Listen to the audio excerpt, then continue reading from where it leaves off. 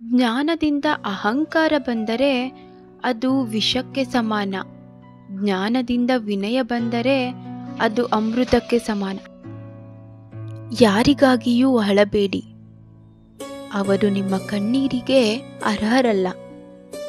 ನಿಮ್ಮ ಕಣ್ಣೀರಿಗೆ ಅರ್ಹರು ನಿಮ್ಮನ್ನು ಅಳಲು ಬಿಡುವುದಿಲ್ಲ.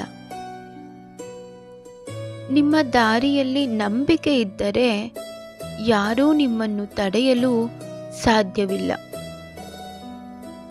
ಸಮಯ ಬದಲಾಗುತ್ತದೆ. ಪ್ರತಿಯೊಬ್ಬರ ಜೀವನದಲ್ಲೂ ಒಳ್ಳೆಯ ಸಮಯ ಬರುತ್ತದೆ. ತಾಳ್ಮೆ ಮುಖ್ಯ. ಸಂತೋಷವೆಂಬುದು ಚಿಟ್ಟೆಯಂತೆ, ಅಟ್ಟಿಸಿಕೊಂಡು ಹೋದರೆ ತಪ್ಪಿಸಿಕೊಳ್ಳುತ್ತದೆ. ಸುಮ್ಮನೆ ಕುಳಿತರೆ ಬಂದು ನಿಮ್ಮ ಹೆಗಲೇರುತ್ತದೆ. ನೀರಿಗಿಂತ ಮೃದುವಾದುದು ಹಾಗೂ ಬಾಗಬಲ್ಲವಂಥದ್ದು ಬೇರೆ ಯಾವುದೂ ಇಲ್ಲ. ಆದರೆ ನೀರನ್ನು ಯಾವುದೂ ತಡೆಯಲು ಸಾಧ್ಯವಿಲ್ಲ. ಬದುಕು ಎಂದರೆ ನಮ್ಮನ್ನು ನಾವು ಕಂಡುಕೊಳ್ಳುವುದಲ್ಲ, ನಮ್ಮನ್ನು ನಾವು ರೂಪಿಸಿಕೊಳ್ಳುವುದು. ಎಲ್ಲೂ ಎಡವದಂತೆ ನಡೆಯುವುದು ದೊಡ್ಡದಲ್ಲ. ಎಷ್ಟು ಬಾರಿ ಬಿದ್ದರೂ ಎದ್ದು ಮುನ್ನಡೆಯುವುದು ಸಾಧಕನ ಲಕ್ಷಣ. ಸುಮ್ಮನೆ ಗಡಿಯಾರ ನೋಡ್ತಾ ಕೂರಬೇಡಿ. ಅದರ ಮುಳ್ಳುಗಳು ನಿರಂತರ ಚಲನೆಯಲ್ಲಿರುವಂತೆ ನಿಮ್ಮ ಬದುಕು ಕೂಡ ಚಲನಶೀಲವಾಗಿರಲಿ. ಆಸೆ ಪಡಲು ಎಲ್ಲರೂ ಅರ್ಹರು, ಆದರೆ ದಕ್ಕಿಸಿಕೊಳ್ಳಲು ಕೆಲವರಷ್ಟೇ ಸಮರ್ಥರು. ಯಾರು ಏನಾದರೂ ಹೇಳಿಕೊಳ್ಳಲಿ, ನೀವು ಸಮಾಧಾನದಿಂದ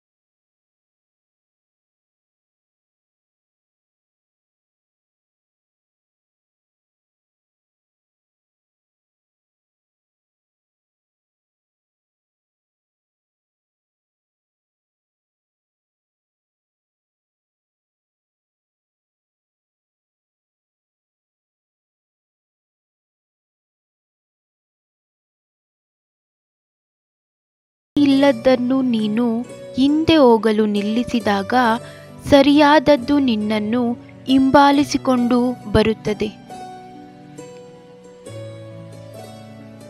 ಜೀವನದ ದೊಡ್ಡ ಸಾಧನೆ ಏನು ಗೊತ್ತಾ? ನೀನು ನೀನಾಗಿ ಇರುವುದು.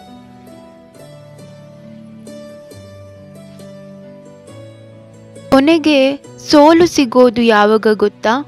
ನೀನು ಬದಲಾಗದೆ ಇದ್ದಾಗ. ನಿನಗೆ ಮುಖ್ಯ ಅನ್ನಿಸುವುದರ ಬಗ್ಗೆ ಗಮನ ಹರಿಸು. ಮಿಕ್ಕಿದ್ದನ್ನೆಲ್ಲ ಬರೀ ನಿನ್ನ ಸಮಯ ಹಾಳು ಮಾಡುತ್ತದೆ. ನೀನು ಏನನ್ನು ಆರಿಸಿಕೊಳ್ಳುತ್ತೆಯೋ ಹಾಗೆಯೇ ನಿನ್ನ ಜೀವನ ಬೆಳೆಯುತ್ತದೆ. ನಿನ್ನ ಶಾಂತವಾದ ಮನಸ್ಸೇ ನಿನ್ನ ಸಮಸ್ಯೆಗಳಿಗೆ ಅತ್ಯಂತ ಪ್ರಮುಖ ಅಸ್ತ್ರ. ನಿನಗೆ ನೀನೇ ಆಧಾರವಾಗಬೇಕು, ಬೇರೆ ಯಾರೂ ಬರುವುದಿಲ್ಲ.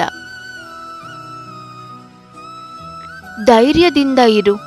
ಯಾರಿಗೆ ಗೊತ್ತು, ನಿನ್ನನ್ನು ನೋಡಿ ಮತ್ತೊಬ್ಬರಿಗೆ ಧೈರ್ಯ ಬರಬಹುದು.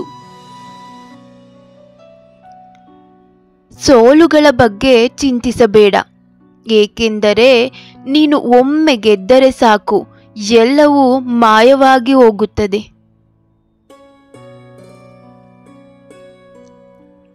ಏನೇ ಆದರೂ ಛಲ ಬಿಡದೆ ದಿನಾ ನಿನ್ನ ಕೆಲಸವನ್ನು ಮಾಡು.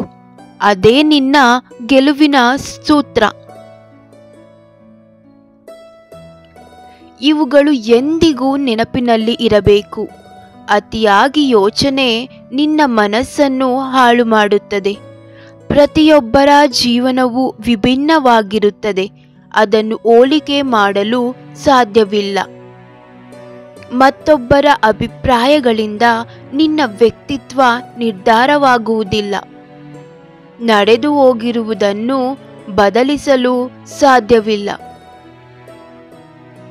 ಗೆಲ್ಲಬೇಕಿರೋದು ನಿನ್ನ ಕೆಲಸ, ನೀ ಮಾಡುವ ವಾದಗಳಲ್ಲ. ನಿಧಾನವಾಗಿ ಮುಂದೆ ಹೋದರೂ ಪರವಾಗಿಲ್ಲ, ಹೆಜ್ಜೆ ಹಿಂದಿಡಬೇಡ.